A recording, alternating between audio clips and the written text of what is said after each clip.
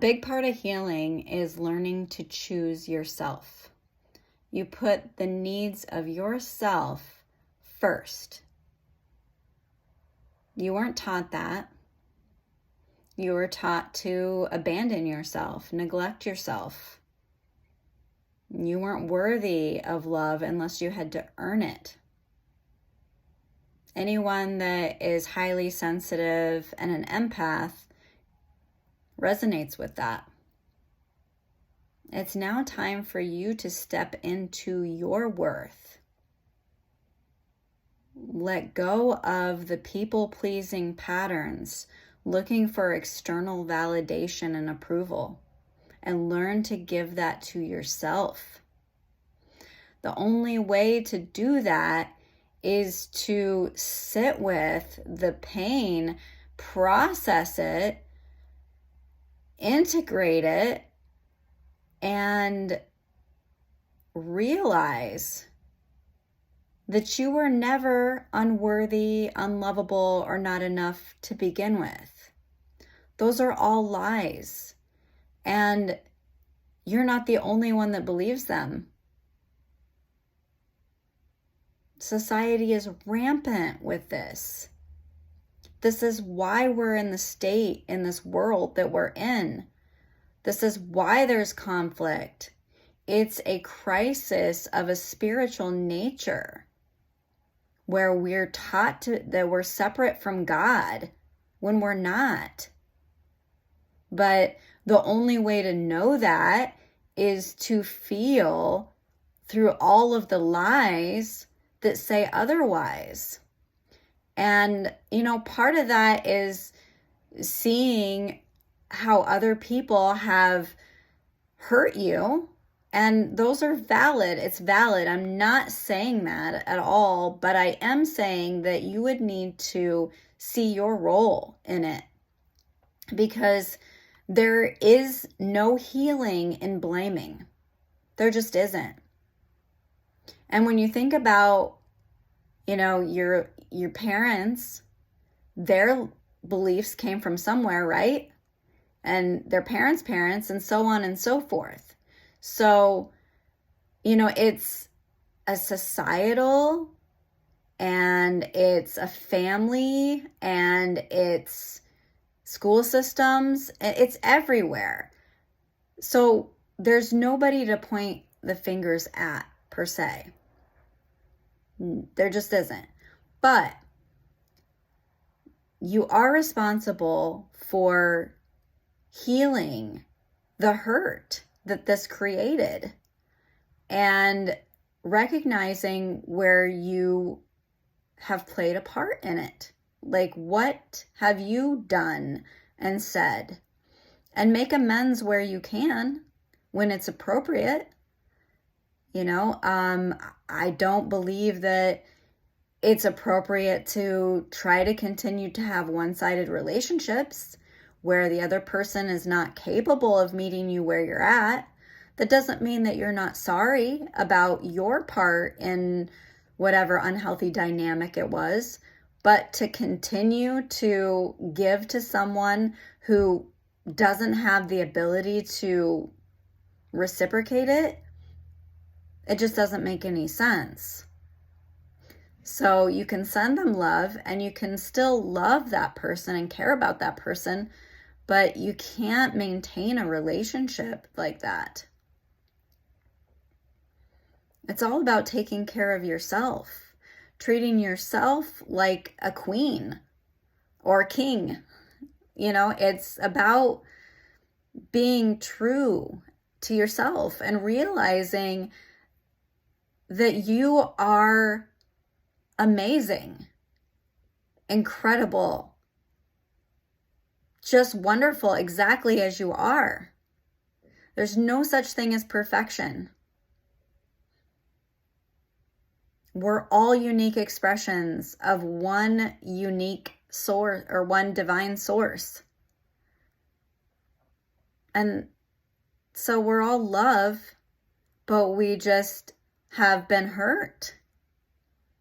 And when you realize your own hurt, then you can have compassion for other people.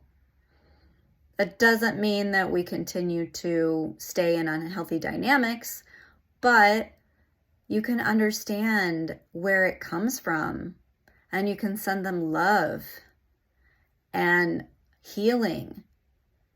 And then you boundary yourself. You don't allow in what doesn't meet your standards. And you have to have standards. You can't just let anyone in your energy field. They will drain you. So it's all about looking at your own darkness and your light, and see that all people have both. And no one is more worthy than anyone else. We're all here on a journey. We're all living. We're expressions of life itself. We're all connected.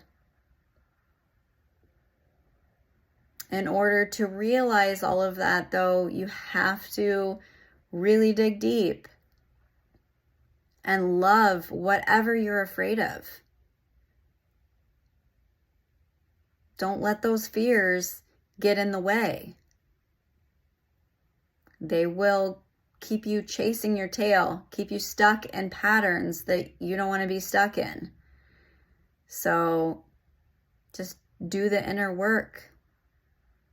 Meditation, mindfulness, eating clean food, no more takeout, no more alcohol and sodas and all that other junk. We all know it's not good for us. There's not a person walking this earth that doesn't know that. But, you have to choose for you.